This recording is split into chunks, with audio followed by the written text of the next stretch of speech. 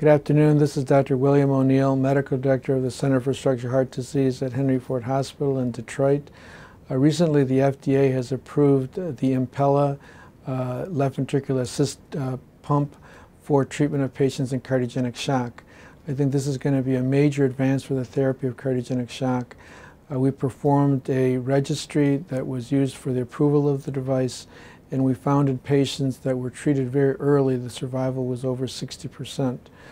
In the past, when we first started doing angioplasty therapy for cardiogenic shock, the mortality went up from 90% to 50%. So this is a highly lethal disease. Without therapy, 90% of patients die.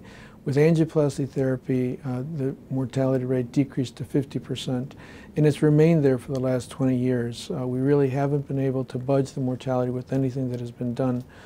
Recently, data shows that surgical left ventricular assist device may improve survival for patients in cardiogenic shock, but surgical LVADs are very difficult to implant. The logistics are very, very hard, and other support devices are needed. So this approval of the Impella comes at a very good time. I think it's going to dramatically advance therapy and going to decrease the mortality for this lethal disease.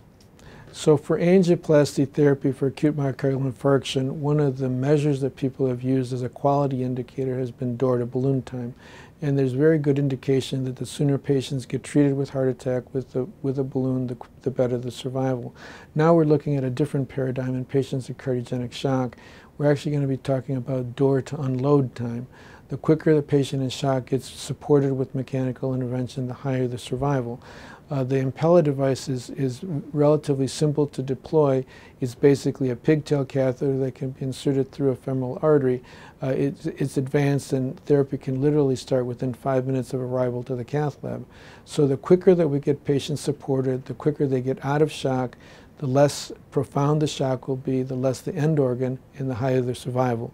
So I think this is going to be a dramatic breakthrough and advance in the therapy of cardiogenic shock.